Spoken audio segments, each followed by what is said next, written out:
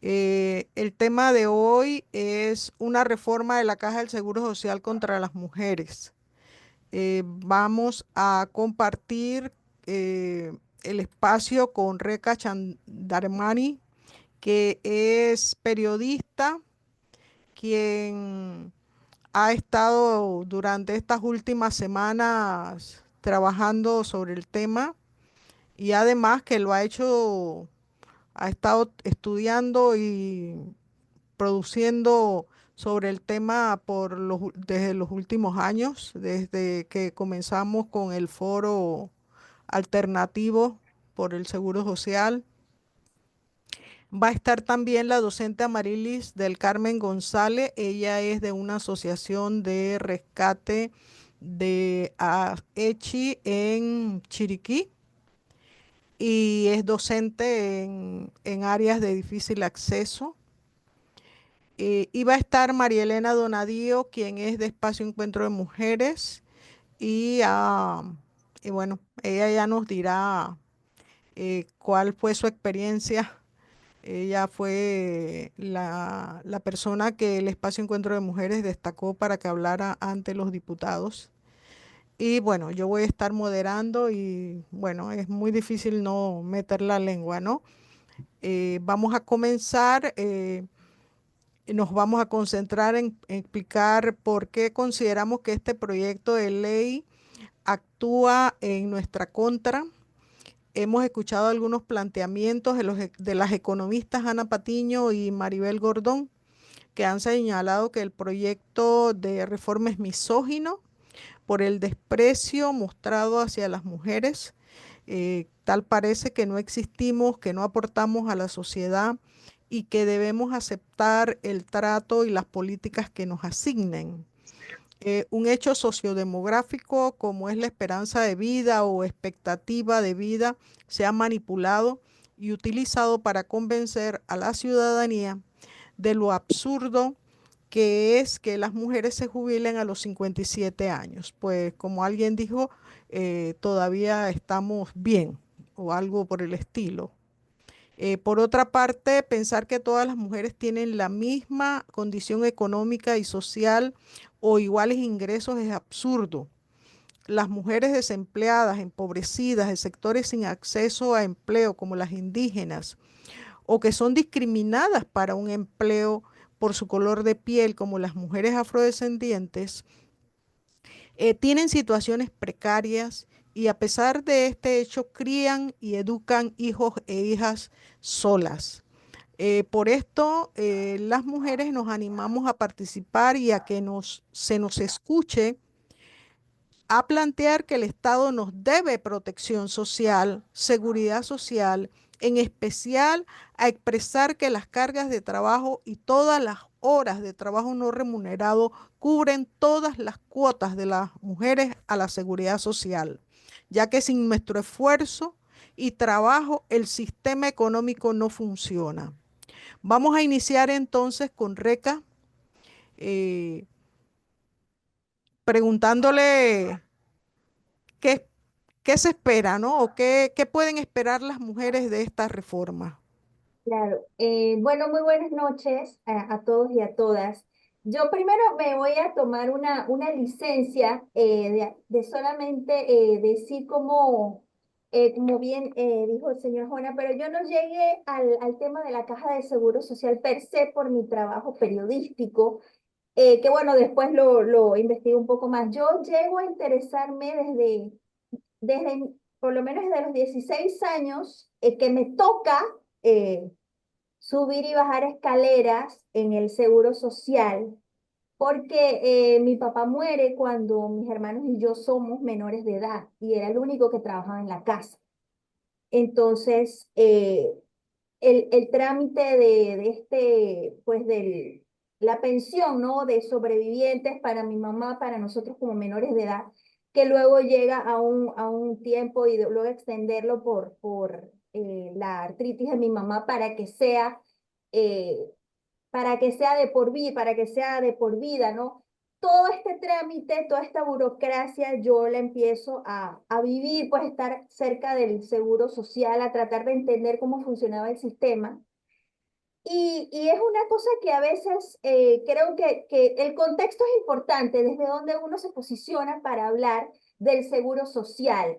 Lo que quiero decir con esto es que la solidaridad, el sistema del seguro social, hay que entenderlo mucho más allá, excede o trasciende solamente lo que están diciendo, ¿no? De que las generaciones que vienen son las que pagan las jubilaciones de las que se están yendo. Creo que el concepto de solidaridad en el sistema del seguro social va más allá, va en esta protección que tienen los trabajadores de si llegan a faltarle, por ejemplo, a sus familias, en la protección que tienen las madres trabajadoras de saber que pueden estar 3 meses tomando su licencia. Son derechos adquiridos, ¿no? A lo largo de décadas, que el seguro social se convierte en la figura, en este caso institucional, que en parte garantiza esos derechos y trata de universalizarlos ya, cubriendo a los dependientes, cubriendo a los hijos, a las hijas, a las esposas de los que, no, de los que trabajan, que hacen cuidado en el hogar. En otros países ya se está hablando de pensiones mínimas para las mujeres que por lo menos solamente hacen, o sea, hacen los trabajos de cuidado, que también es trabajo que no lo reconoce el sistema. Entonces, esta, ahora entrando, hablando un poquito de esta en particular, como ya lo han dicho economistas mujeres, como Ana Patiño, como la profesora Maribel, entre tantas otras, es una reforma que posicionada desde que está hecha o pensada, posicionados desde una individualidad, desde una ideología que va a buscar rédito con estos fondos, desde el mercado financiero, desde los que están pensando o que están muy bien remunerados, ¿no? En sus trabajos, que para ellos los fondos ahorrados, los fondos de jubilación son simplemente una entrada más que recibirían cuando ya tengan cierta edad, ¿no? Porque usualmente para quien está pensado o escrita esta reforma es para esas personas que ganan más del salario promedio que está entre los 700, $800 de los panameños, que ven en esto de las cuentas individuales una manera para especular y obviamente en ese camino, en el medio, harán los negocios que harán, ¿no? Entonces, específicamente a la mujer no resuelve todos los problemas que también los dijo bastante bien la OIT.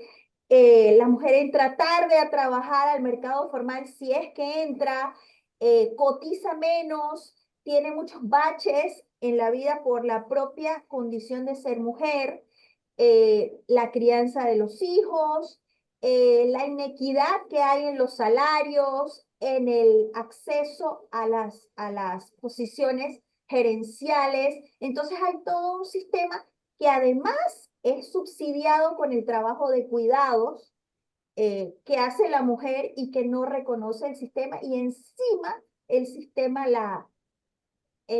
pues, lo pone esta etiqueta, ¿no? De nini, que ni trabaja ni estudia. Encima están todas estas etiquetas, ¿no? Así que, pues, es lo que yo puedo decir a esa pregunta. Ujú. Gracias, Reca. Amarilis, tú que tienes toda una experiencia en este sector docente que ya ha sido afectada por reformas anteriores, ¿qué condición tienen las maestras, las docentes, eh, que afecta en su condición de ser mujer?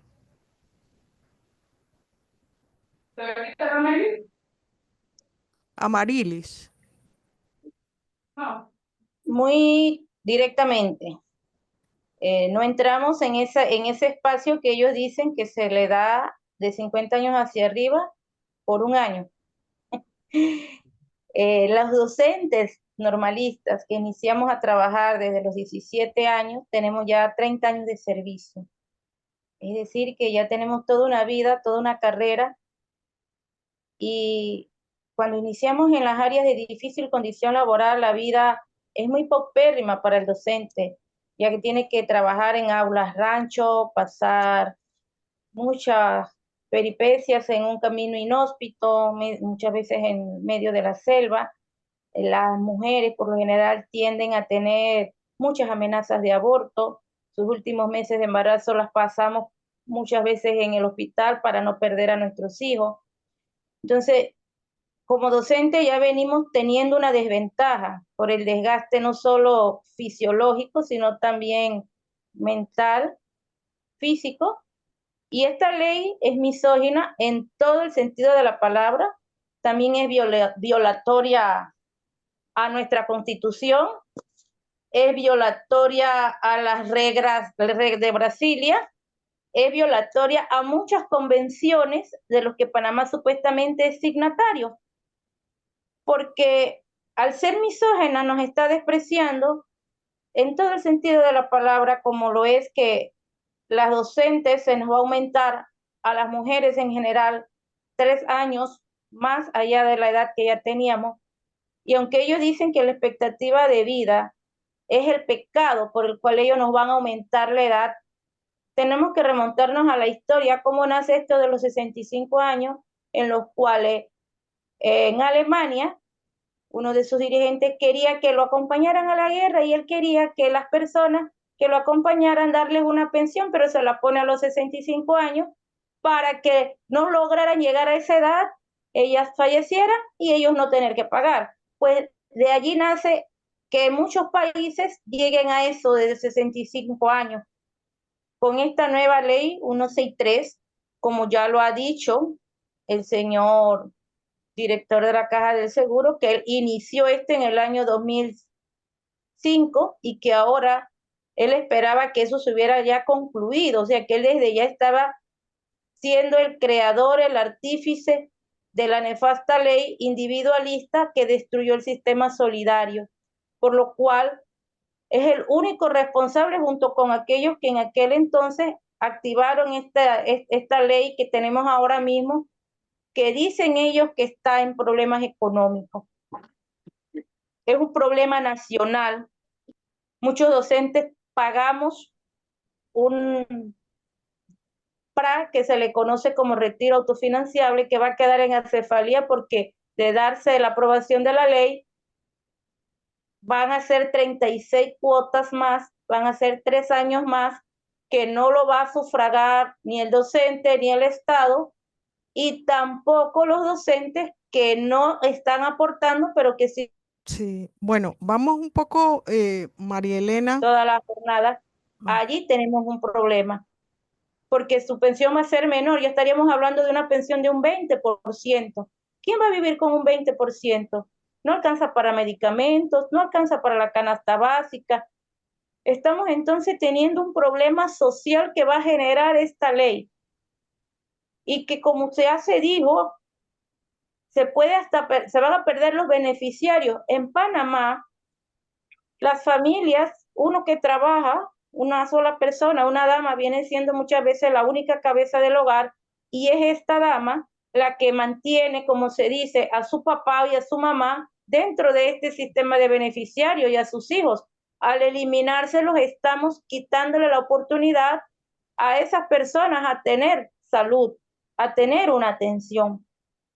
Entonces, se me pregunta como docente, el docente de difícil condición laboral es uno de los más afectados, porque ese no tiene muchas veces la oportunidad de asistir a un centro de salud cercano. ¿Por qué no existe? No existen centros de salud cercanos.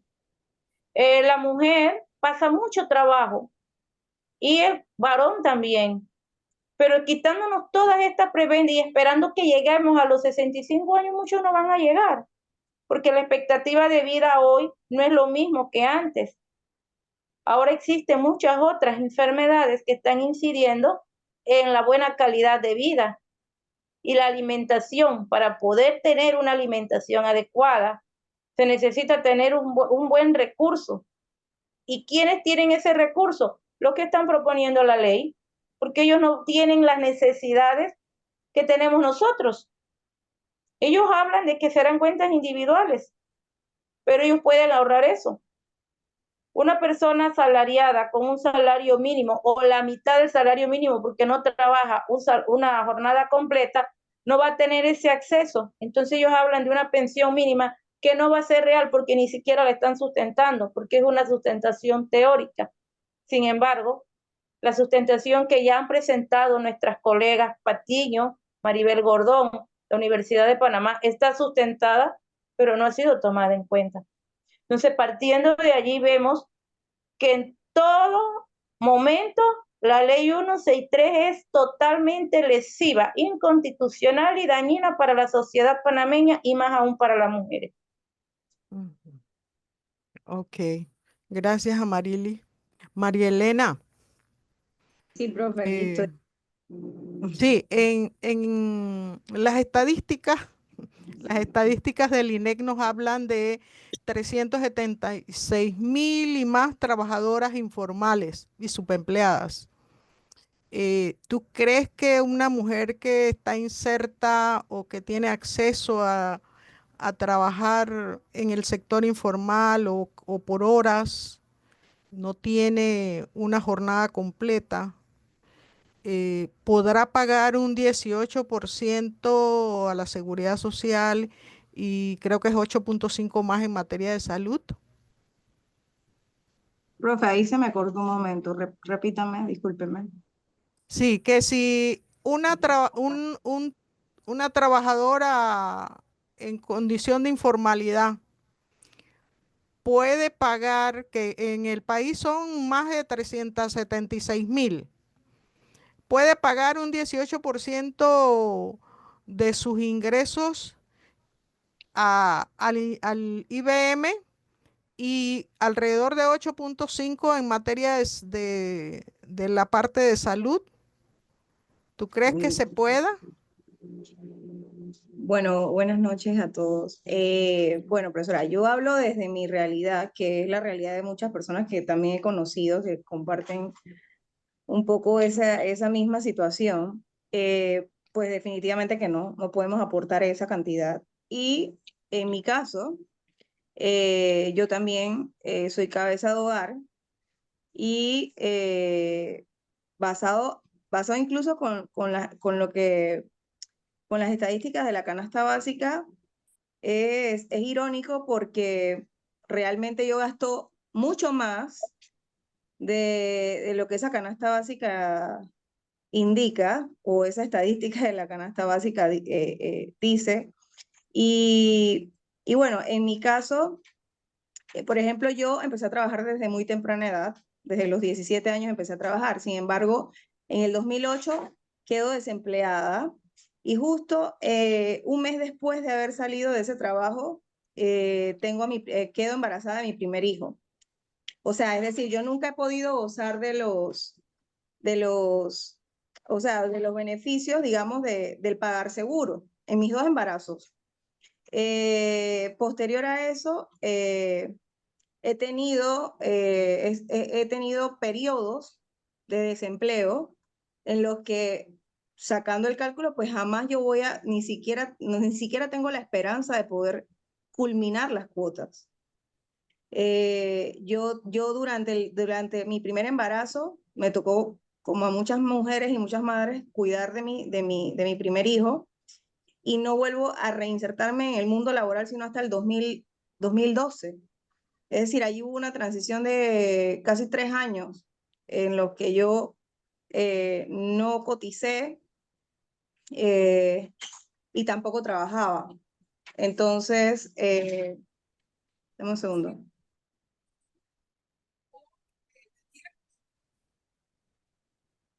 Y bueno, en el caso, en la actualidad, pues debido a la pandemia, también quedé desempleada y no he podido reinsertarme al mundo laboral. Pues obviamente porque cuido de mis hijos y segundo porque cuando pasa tanto tiempo sin trabajar, el mismo, el mismo sistema te cierra las puertas. Entonces es mucho más complicado poder conseguir un trabajo. Entonces, digamos que esa realidad que ellos plantean de que a los 65, 62 años nos vamos a poder jubilar, en mi caso, totalmente no aplica. O sea, yo ya llevo una transición de casi 7 años de desempleo. ¿Cómo yo puedo recuperar ese tiempo? Entonces siento que es una reforma totalmente excluyente, perdón, excluyente porque no considera a las mujeres que, por ejemplo, y en mi caso, en el caso de otras mujeres que tienen niños con algún tipo de enfermedad o tienen algún familiar que tienen que cuidar, que padezca de alguna enfermedad, es mucho más crítico, porque o sea, es casi nula la posibilidad de poderte reinsertar al mundo laboral. Es casi nula y el sistema no te garantiza nada, absolutamente nada. Entonces, digamos que esa es como mi apreciación de la realidad y mi situación también. Entonces, evidentemente no vamos a poder aportar, yo no podría aportar un 18% trabajando en la informalidad. Y segundo, ¿cómo garantizar esa reinserción al mundo laboral, que es lo primero para tú poder ser cotizante? Ok. Y yo les preguntaría ahora, porque incluso hoy amanecimos con otras informaciones respecto a lo de la edad de jubilación. Les preguntaría si ustedes consideran que eliminando el aumento de la edad de jubilación que ha sido rechazada por estos partidos tradicionales, ¿resolvemos el problema que está en esa reforma, Reca? Bueno, yo creo que no, incluso me aventuro a pensar que, y usando la palabra que han dicho por ahí, que mamotreto de ley, como puestas estas piezas, incluso fue hecho a propósito para después decir, ah, bueno, vamos a quitar esto para entonces eliminar el disenso. No se resuelve porque la columna vertebral de esta propuesta me parece que la entrega, primero en la privatización, que dicen que no es privatización, pero en la privatización de la administración de los fondos, no solo de las pensiones, sino de todos los fondos, creando un fondo único. eh, es el fin el fin principal, ¿no? Que tienen los ideólogos de esta propuesta. Entonces, pareciera, incluso me aventuro a decir que hasta pareciera un acto lo que está pasando entre hoy. Muévanlo, pues. Y después, bueno, decir, bueno, porque los diputados de RM dijeron no estamos de acuerdo con el aumento, pero no dijeron nada de lo otro, que es lo más grave.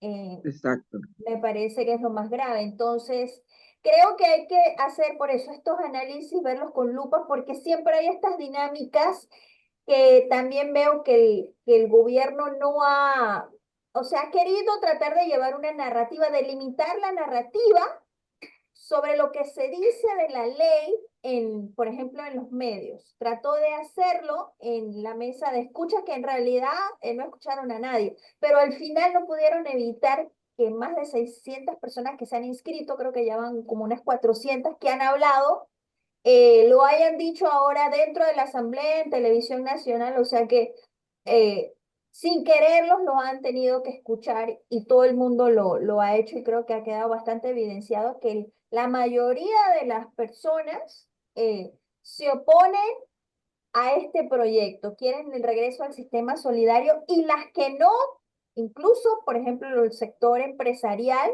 ha dicho, bueno, hay ciertos riesgos en caso de que se apruebe lo principal que dijeron, no recuerdo los nombres de los artículos, pero como quien dice el meollo del asunto, ¿no? Que es la entrega de estos fondos a empresas privadas para su administración y su puesta en los mercados financieros, que ese es entonces otra cosa de la que también tendríamos que hablar, ¿no? No se van a destinar esos fondos, se destinarían con esta propuesta a, al mercado interno, a levantar, por ejemplo, la industria, qué sé yo, primaria, a invertirlo en Panamá, sino al mercado financiero nacional, que casi es bastante limitado, e internacional. Entonces, yo estaba pensando hoy haciendo un paralelismo con los millones de la posteridad de 1904. Fueron 10 millones en aquel momento, ahora serán estos 10.000, más de 10.000 millones de fondos que tiene la Caja de Seguro Social, los nuevos millones de la posteridad, más de, sé que 120 años después. eh, y rescatando esto, ¿no? Que han dicho ya muchos sociólogos, el Panamá, que es el promundi beneficio, que es el paraíso financiero, el paraíso fiscal para los de afuera. Se hace mucho esto de promocionar a Panamá como un país para los jubilados, claro, pero para los jubilados que vienen de afuera. Prácticamente esto se está convirtiendo en que ser panameño o panameña, entonces nosotros no podemos gozar de los beneficios que gozan los que vienen de afuera. Entonces, ¿de qué estamos hablando, no? Así mismo.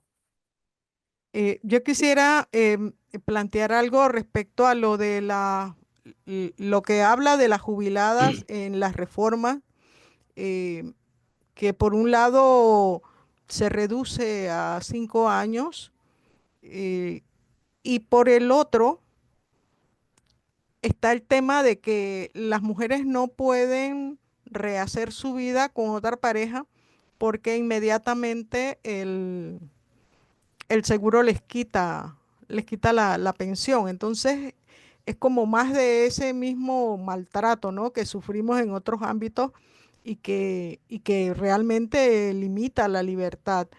¿Y qué pensamos de esto? ¿Qué pasa con ese problema de, eh, por ejemplo, Reca comenzó diciendo su situación y qué hubiese pasado si su madre no hubiese tenido esa pensión vitalicia? Yo tengo que decirlo, mi madre quedó como a los 50 años, mi papá murió y ella quedó con su pensión, que es una cosa muy pequeña, pero pudo hacerle frente a mucho de su vida e incluso a mis hermanos que estaban más pequeños.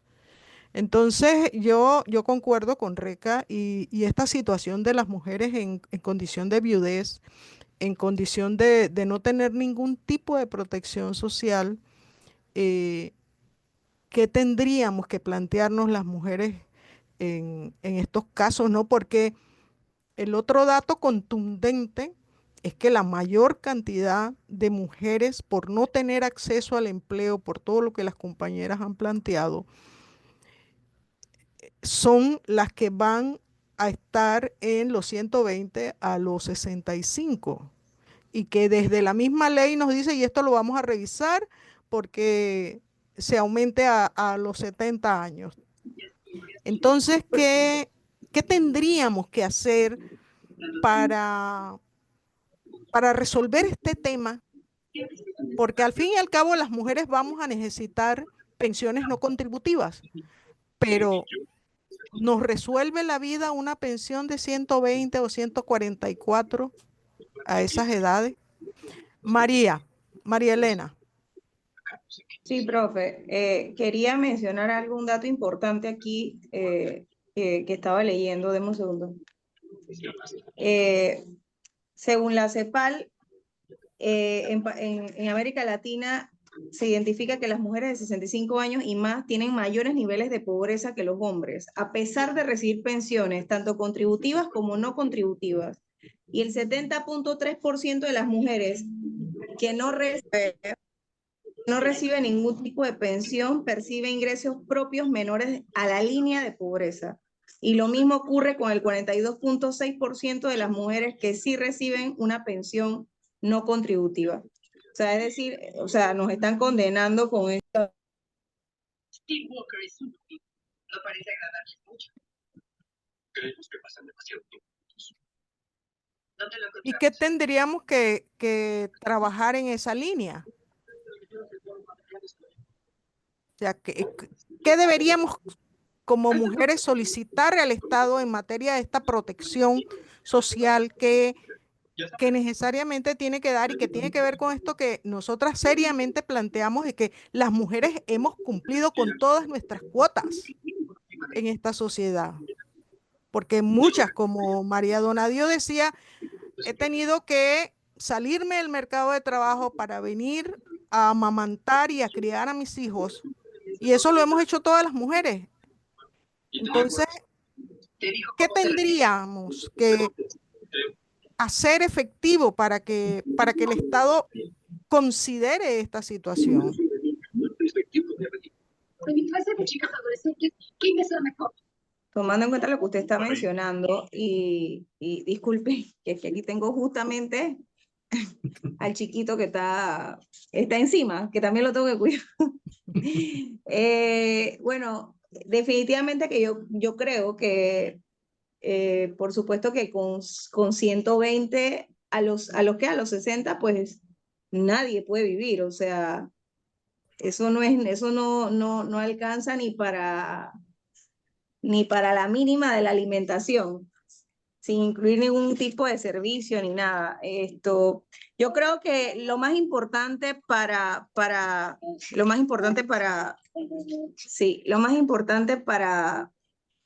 tomar en cuenta es que no podemos ver estas reformas desde nuestro privilegio o desde nuestra situación personal, porque todos tendremos situaciones diferentes. Por eso yo decía, por ejemplo, en mi caso, yo cuido de mis hijos y mis hijos son sanos, pero digamos que, ¿qué hace una mujer que además de que cuida de los hijos están enfermos? Que hay miles de casos en este país como ese. Entonces, para mí creo que lo más importante es entender que no podemos ver la realidad de una decisión tan importante como estas reformas desde nuestra realidad o de nuestra percepción, porque nadie sabe en qué situación puede estar en un futuro. O sea, hoy puedes tener garantía laboral, puedes tener garantía social, puedes tener muchas cosas, pero quizás dentro de 10 años no sea así. Bueno, también conversábamos sobre la necesidad de observar con mucha atención a lo que ha estado pasando desde el punto de vista político. Como decíamos al inicio, hoy amanecimos con una conferencia y comunicados de los partidos tradicionales, RM y Mixto. Mixto me imagino que es todo el sancocho ese que han hecho de partiditos que han ido cayendo en desgracia en este país y que están en contra del aumento de las paramétricas. Y yo diría, podemos confiar, que dicen Amarili, podemos confiar en estos diputados que ya conocemos, que hicieron lo que les dio la gana con el proyecto, el contrato minero, que a pesar de que en todo el país ya se les dijo no, pero ellos insistieron. Podemos confiar en que va a ser algo distinto. Yo por lo menos todavía mantengo cierta esperanza en vamos y a ver ¿Sabe qué va por a pasar. me disculpan, pero ¿sabe por qué me río? Porque en política todo es posible. Lo que hoy es imposible, mañana es posible. Entonces, los políticos tradicionales ya conocemos. Decía el derecho romano que política es servir al pueblo, pero acá es lo contrario, se sirven del pueblo.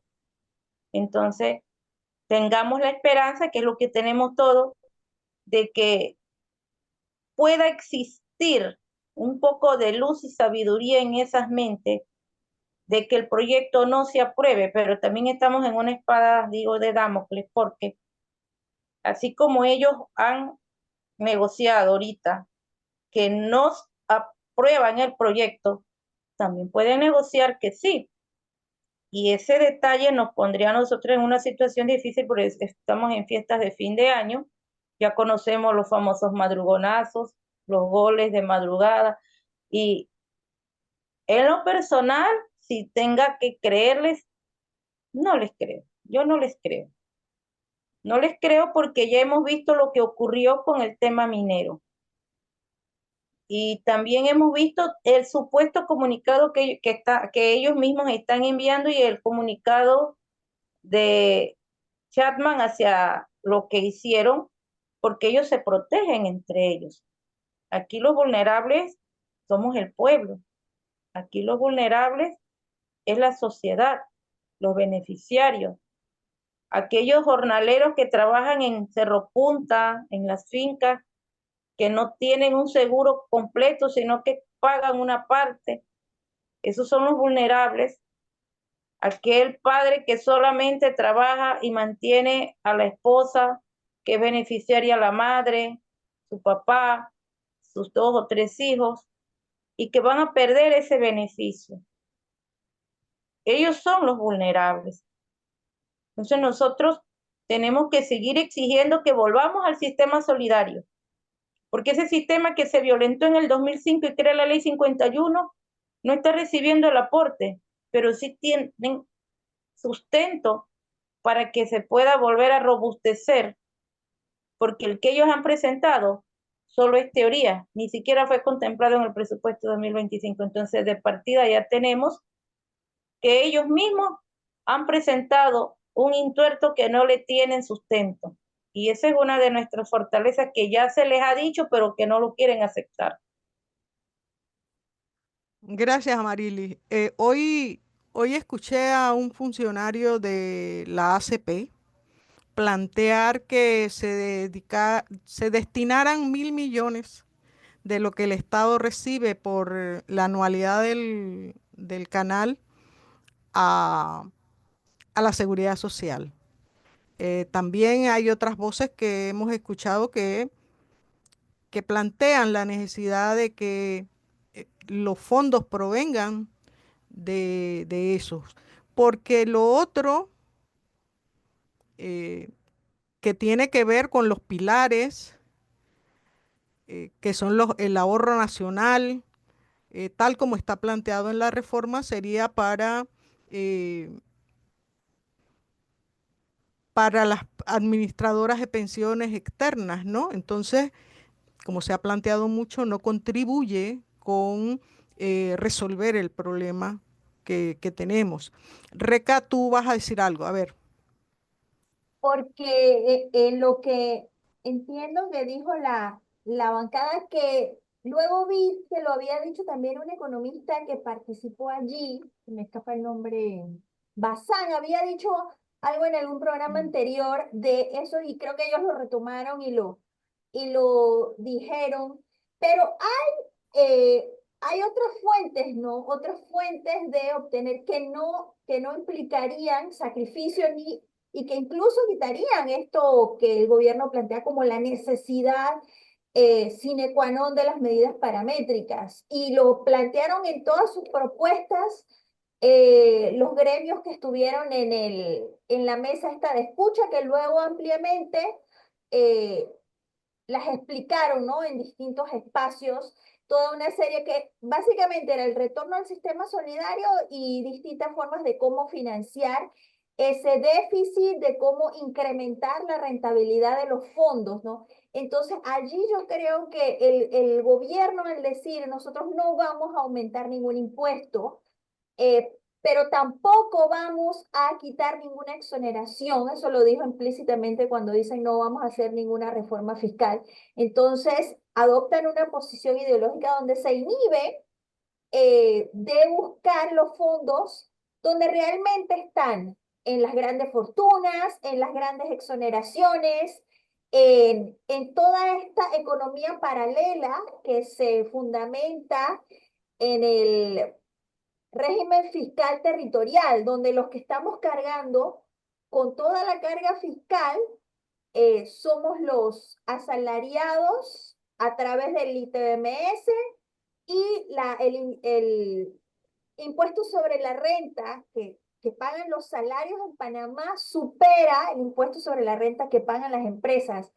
Eso es una cosa que dice mucho del tipo de economía que tenemos. ¿Cómo es posible que un país que vive de la inversión extranjera directa, que vive que es considerado de renta alta, sean los salarios, y ahí volvemos, ¿quiénes son los que tienen un trabajo formal? Solo la mitad de la población. O sea, la mitad de la población que está trabajando en un empleo formal son los que están pagando más impuestos sobre la renta, más renta que todas las empresas juntas en Panamá. Que el gobierno simplemente mantenga ese status quo y vuelva entonces a hacer una propuesta donde recarga nuevamente en los, y no me gusta llamar los consumidores, pero en el consumo que al final afecta a todos y a cada uno de nosotros la tontería que compremos en el supermercado, que cada vez está más caro haciendo la salvedad. Entonces dice, ¿no? De a quiénes va a proteger este gobierno. No es una noticia tampoco porque ya lo dijo el presidente Mulino, soy un gobierno pro empresa. Pero pro empresa entonces sigue protegiendo el status quo y el sacrificio nos lo pide a todos y a todas las demás, ¿no? ¿Qué podemos hacer? Pues seguir visibilizando cómo el sistema en su conjunto reprime cada vez más y está como la avanzada del neoliberalismo siempre hace, busca suplir sus crisis de ganancia a través de recortar las conquistas salariales, sociales, estatales, como estamos viendo hoy, hubo quejas de personas que están sacando del programa este de Ángel Guardián. Entonces eso dice bastante, ¿no? Del gobierno que está recortando subsidios, pero haciéndolo de una manera no formal, haciéndolo de lo callado, que me parece que es mucho más perverso todavía. Bueno, vamos a abrir la sala para quienes quieran hacer preguntas o dar opinión.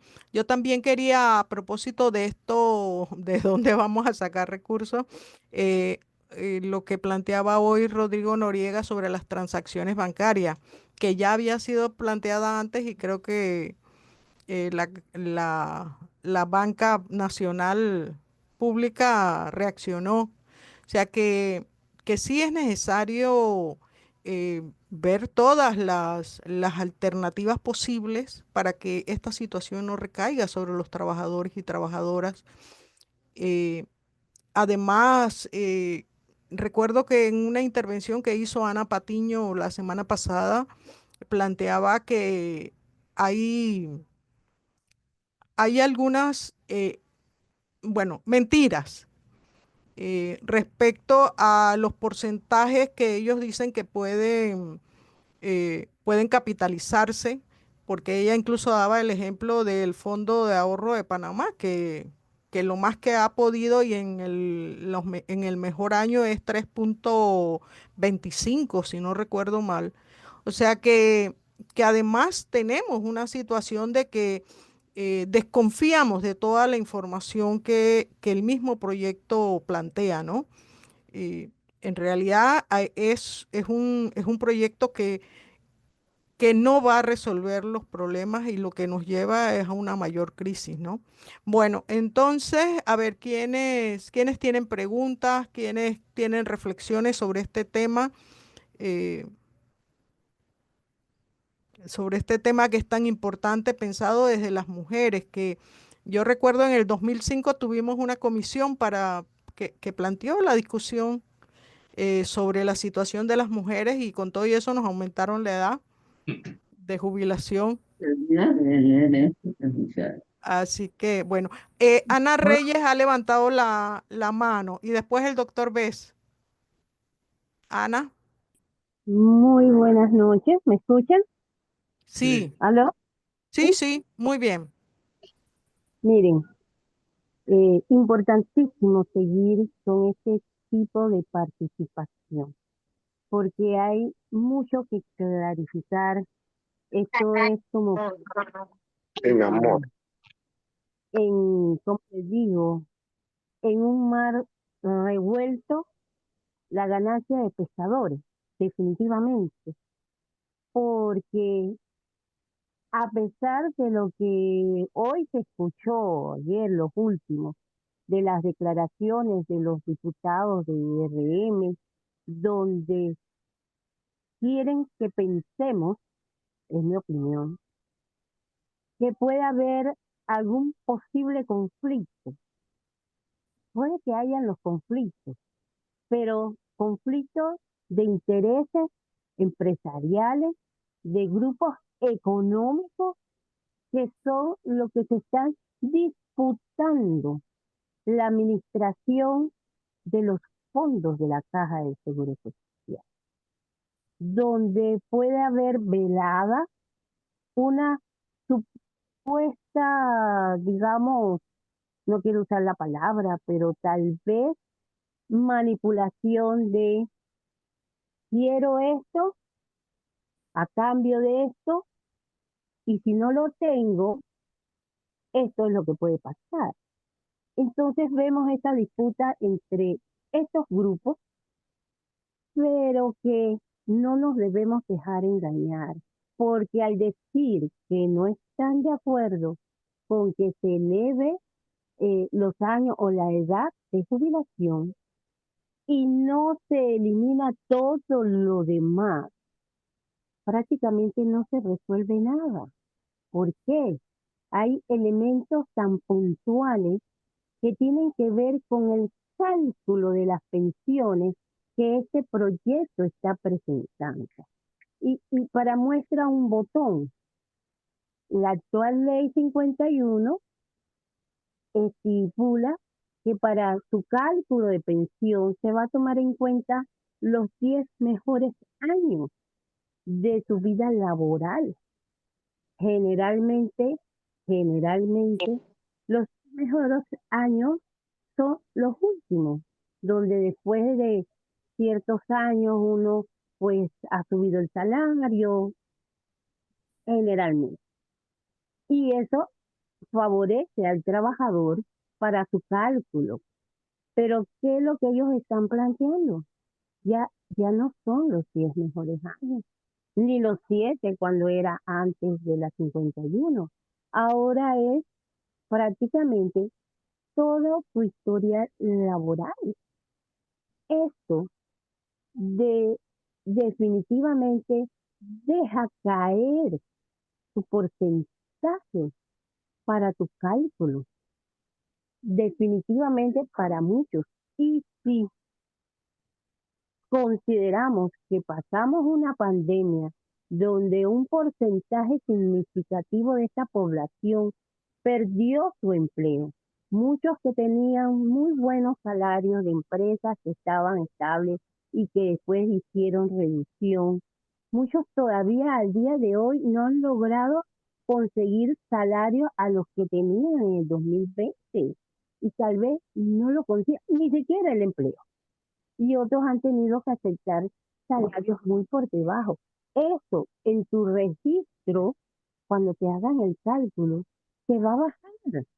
Definitivamente, nosotros hicimos el ejercicio con parte de nuestro grupo de compañeras enfermeras, de compañeros nuevos, y estaba muy por debajo de lo que daría con la ley actual, que no es perfecta, pero comparada con estas reformas, por Dios, es, es mejor en ese sentido. Entonces, hablando del punto de vista de nosotras las mujeres, claro que somos las más afectadas. 3 años dicen que 3 años no es nada porque las mujeres viven más.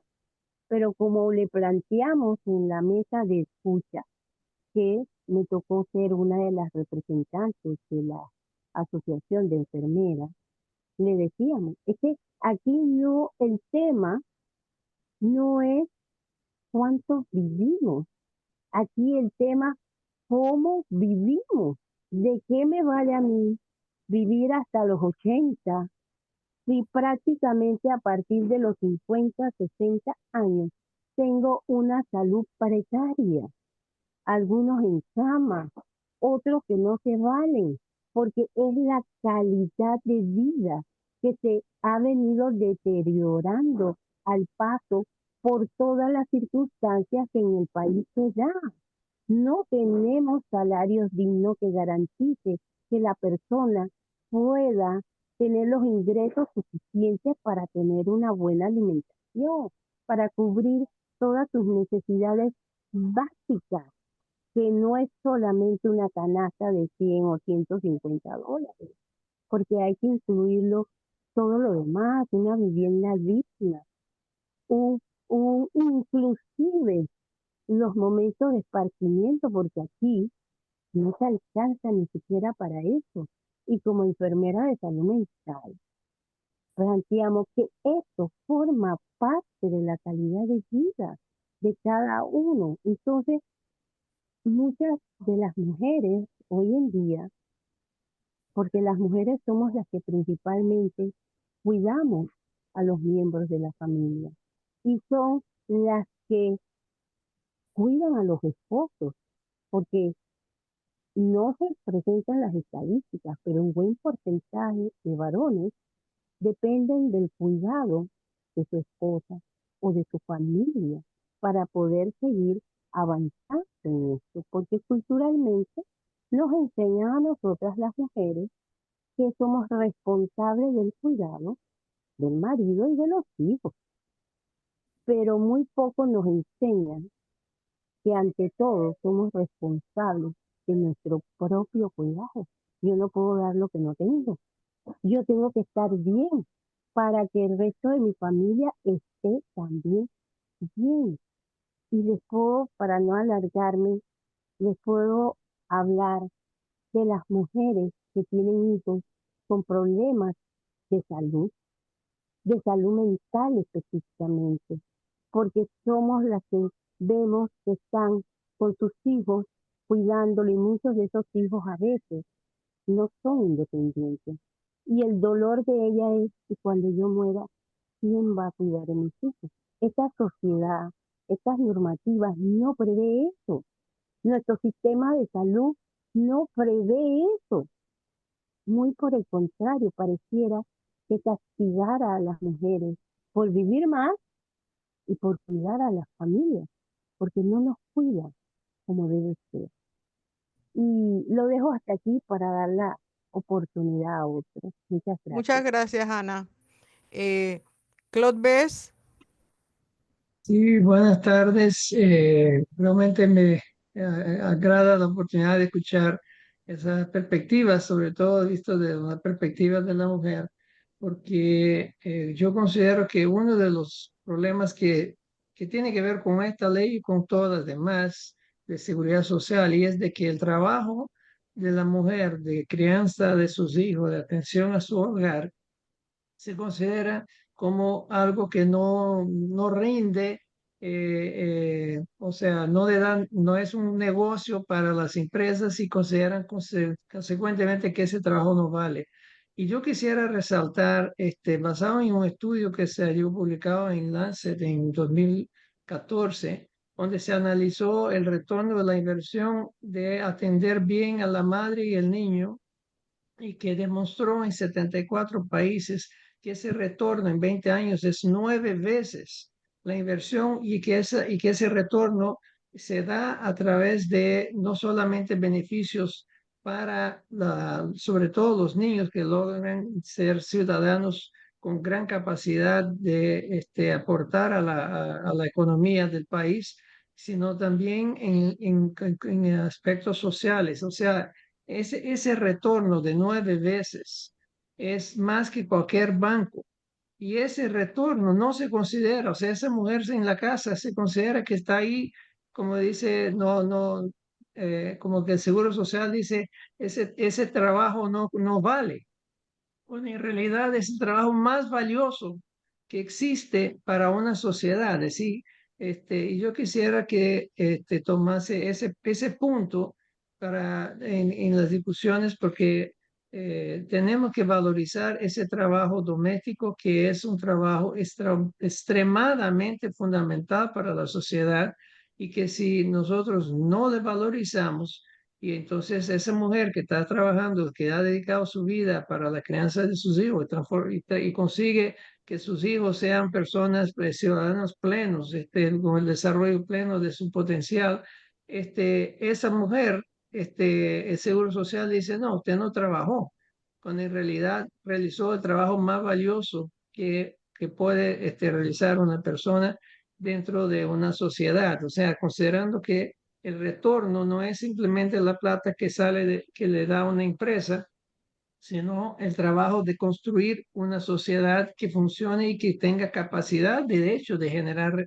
riqueza y que le da sostenibilidad a la sociedad. Así que yo solo quisiera era poner ese punto en la pauta, porque yo creo que muchas veces eso ni siquiera se considera cuando se discute los diferentes planes de seguridad social. La mujer está completamente discriminada y su trabajo completamente desvalorizado. Yo creo que hay que hacer algo para que se reconozca el valor de ese trabajo. Muchas gracias, Claude. Bernardo plantea que hay que presionar a los diputados a rechazar esa ley y exigir que acojan la propuesta de la universidad como proyecto alternativo. Urania Ungo nos dice respecto a todo este tema que estamos discutiendo de crisis en la seguridad, que se da en un contexto de una crisis global creciente. Amarilis, ibas a decir algo, a ver. Sí, haciendo como un resumen de todo lo que hemos hablado, creo que el grueso de todo esto, cuando se nos preguntó si creíamos que quitando la edad de jubilación estábamos de acuerdo, eh, hay más, porque creo que hay varios aspectos que no se tocaron allí y que afectan directamente a las mujeres. Uno de ellos es que ese aumento de 3 años es aumento de cuota. Y el grueso de todo este asunto que pueden estar enmascarando y que las compañeras mencionaron y con el cual concordamos con todos los panelistas, es que el meollo de esta reforma es querer quedarse con los recursos, expropiar el fondo de ahorro que se encuentra en el sistema mixto para que las entidades financieras lo manejen. Y ahí es como la caja de Pandora que tenemos, porque ellos quieren también externalizar las diferentes atenciones de una manera enmascarada. Y lo otro que también se me quedaba es que cuando ellos hablan de que se le va a dar un porcentaje a aquellas personas de 144, la realidad es que ahora mismo están sacando a personas que están aún minusválidas, o sea que no es garantía. Ellos nos están mintiendo, o sea, mi conclusión es que nos están mintiendo, que es una ley, una falacia que quieren presentar como bueno, pero es mentira, todo es solamente teoría, porque no tienen un sustento. Ya podemos concluir en mi intervención como mujer que nos están vulnerando todos los derechos que se encuentran en las convenciones internacionales donde Panamá es garante. Partiendo de allí, la ley es inconstitucional. Hasta allí pues mi aporte. Gracias, Amarilis. Carla Sarria tiene una pregunta. Venga. Hola, buenas noches. Gracias por escucharme. Ok, ayer escuché, o fue ayer o antes de ayer, cuando hizo la entrevista en TVN, al director Mon decir que por qué a la mujer le sale en el cálculo con la ley nueva menos dinero que al hombre. Ah, bueno, porque ella trabaja menos años. Y yo me quedo, es que bueno, Entonces, ¿por qué el interés que se le aplica a la cuenta de ahorro de la mujer no es mayor que la que se le aplica al hombre, dado que la edad de jubilación la están estableciendo ustedes por las interrupciones que tenemos durante nuestra vida, como todas ya sabemos que tenemos? Cosa que aparentemente cuando son puros hombres haciendo las leyes no se les ocurre, porque no lo tienen que lidiar. Entonces, me pregunto yo si aquí sociológicamente hablando, cuando hablamos en unos y ceros, no se incluyen los factores de la aportación de la mujer al relevo, como ya lo explicó también aquí el participante que fue explícito y perfecto en decirlo, el relevo que se le está dando a las pensiones. Ahora, yo no estoy en desacuerdo que se haga un mejor rendimiento de un fondo común, pero tiene que ser bien hecho. Por ejemplo, del CIACAP sí han habido un buen par de escándalos, no muchos, pero un par. Del PRA yo no he escuchado ninguno. Hoy habló una persona del PRA que explicó bastante bien cómo ellos lo manejaban y tenían un rendimiento mínimo anual del 4.7%, si no me equivoco, y manejado por personas en la Caja del Seguro Social, que no conozco y no conozco sus nombres tampoco. Y todo invertido aquí en Panamá. Entonces, entiendo también que a veces uno quiere irse a mercados más seguros porque Panamá fluctúa, pero al final del día no se podría poner en esas inversiones extranjeras, por ejemplo, el acápite en ese artículo. Cuando el mercado panameño no pueda absorber las inversiones, entonces se considerará invertir en otros mercados, cosas como esas. Y otra cosa, en cuanto al aumento de la edad de jubilación, yo que trabajo en oficina, pues yo lo puedo hacer, pero una persona que está parada todo el día no lo puede hacer. Entonces, una mujer que ha tenido un trabajo, si tiene la suerte de que le paguen seguro en una granja, definitivamente no lo puede hacer. Entonces, es como que eso se tiene que evaluar de una manera, así como hay jubilaciones especiales para los policías y antes existían para los maestros, yo creo que por rubro debería ser evaluado cada actividad. Y dejo eso ahí para la consideración de la sala porque hay muchas personas inteligentes acá que están repletas de información para que me den el feedback si lo que estoy pensando es congruente o no. Porque al final del día hay que resolverlo. O sea, algo hay que hacer. Lo que está ahorita no me parece que complace a nadie. Y complacer no significa que me caiga bien, sino que le garantiza una calidad de vida. Y la indexación de las pensiones no puede estar condicionada al rendimiento de una inversión. La indexación tiene que estar, y no al límite de la pobreza tampoco, tiene que estar a la calidad de vida decente de una persona. No solamente la canasta básica, sino lo que incluye todo lo demás. Y muchas gracias por escucharme. Gracias, Carla. Yo creo que has hecho unas preguntas que son muy importantes y que son, bueno, son la clave porque el tema de unir todos los fondos en un solo fondo único, que de solidario no tiene nada. eh, Quienes no estamos de acuerdo con eso es justamente porque las personas jóvenes, las que no están en beneficio definido, eh, lo que se prevé es que se van a jubilar con porcentajes mínimos. Es decir, si tú ganas en este momento $1,000 y lo que te va a dar el sistema es el 37, el 30 y el 20 y tantos por ciento, pues tu pensión de vejez va a ser de ese tamaño, 370, 390, 400 en los mejores casos. Entonces es muy complejo. Mira, yo tengo una amiga profesora universitaria que tiene todos los años del mundo como jubilada, como profesora. Y yo pensé que ella ganaba 2.500 como en su pensión, porque ese era el límite, y con todos los años que yo vi que tenía en la universidad. Y un día me dice, Juana, ¿qué va? Yo no llegué a los 2.500 y sigue trabajando porque sencillamente el monto de la pensión tiene que seguir, por ese monto tiene que continuar trabajando. Entonces yo me imagino la cantidad y ella está en un nivel elevado, quiero decir. Entonces, las jubilaciones, es que ahí es donde está el meollo. Cuando tú entregas eso a las administradoras de pensiones privadas, tú te vas a la rifa en el mercado. Y la rifa en el mercado lo que te plantea es que eso es inestable, que igual eh, s- esto es además volátil en un sistema, como bien decía Urania Ungo, de crisis permanente, constantes.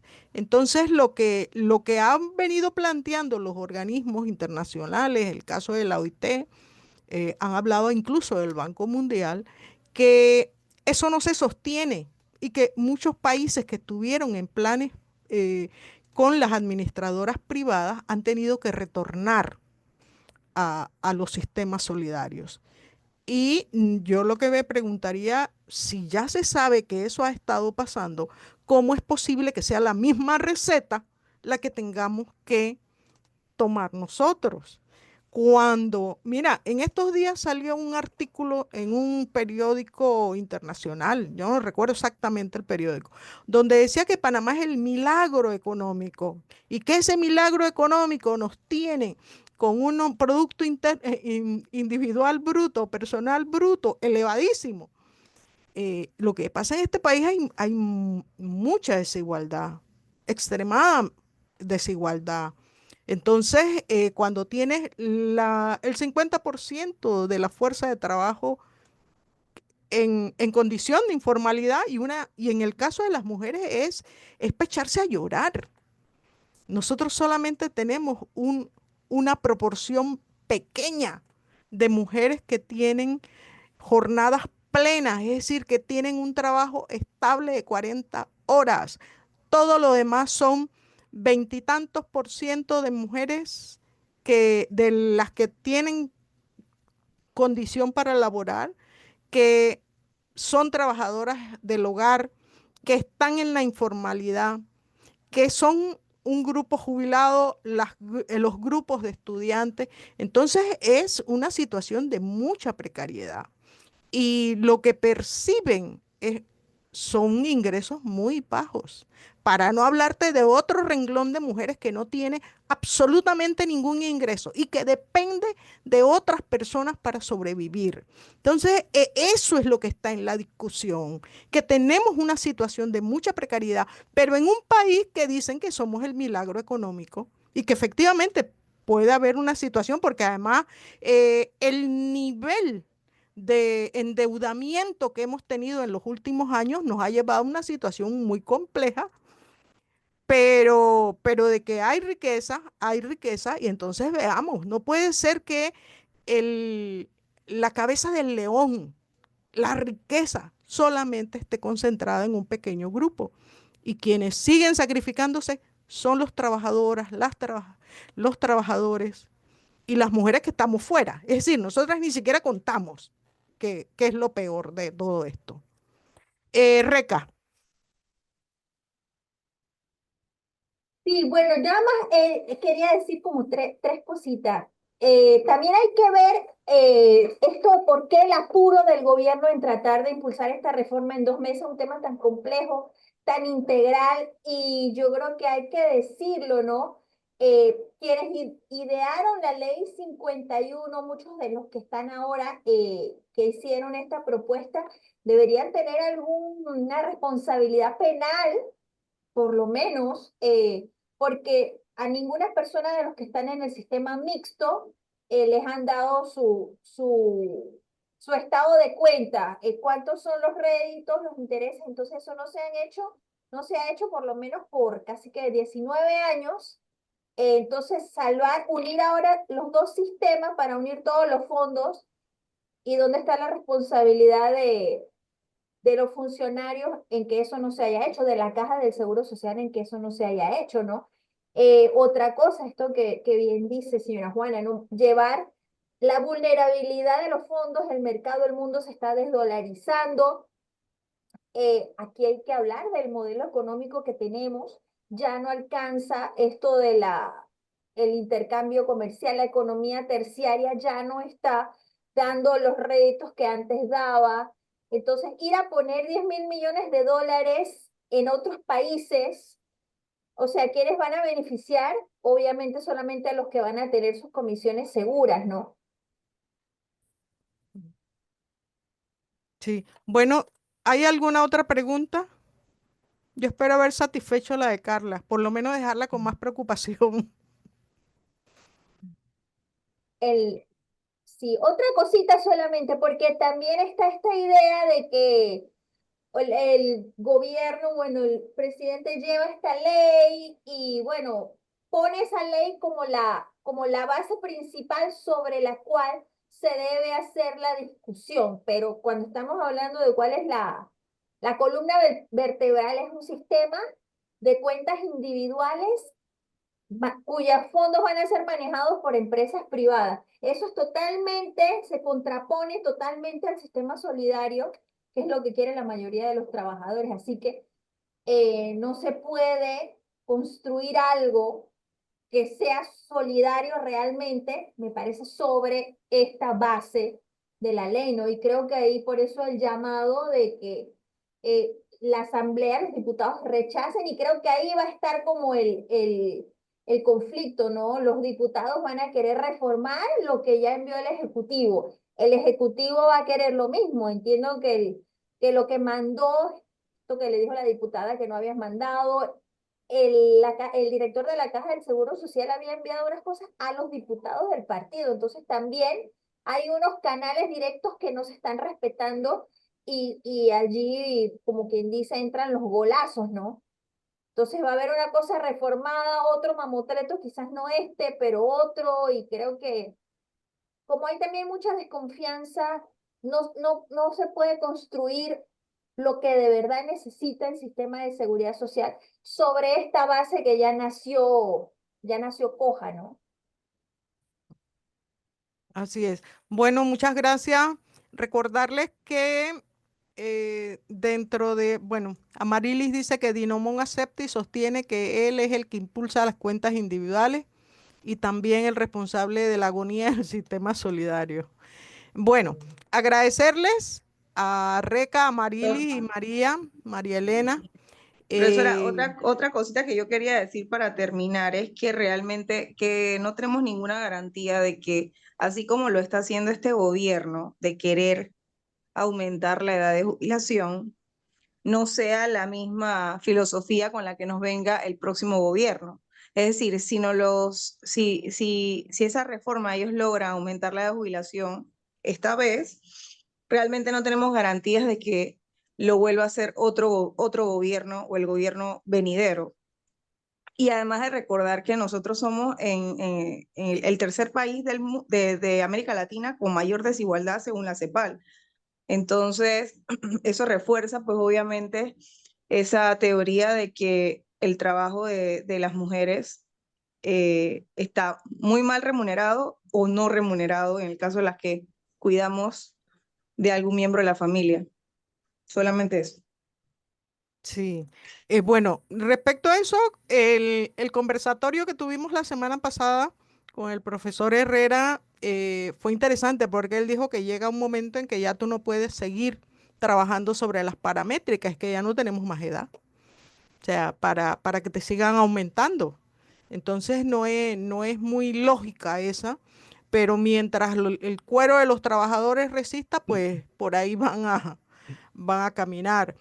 Agradecerle a las compañeras, agradecerle a todas y todos los que han llegado esta noche a compartir con nosotras, yo creo que nuestras tristezas, pero también me agarro de lo que decía alguien por ahí, hay que luchar, hay que tratar de movernos para que estas reformas que son tan draconianas no se hagan realidad. Recordarles que dentro de 15 días volvemos a un conversatorio y seguramente va a tener que ser sobre este tema porque no creo que se resuelva antes de 15 días. Muchas gracias a todos y a todas por acompañarnos. Nos vemos Gracias a dentro de todos. 15 días. Un cordial saludo al doctor Stout, a varios que hacía tiempo no veía. Aquí los tengo: Claudette, José Stout, Ana Reyes, a Bernardo, a Eddie Cabrera. Un gusto saludarlos y a todos los demás también. Bueno, chao. A todos Chao, saludos, saludos, chao. gracias.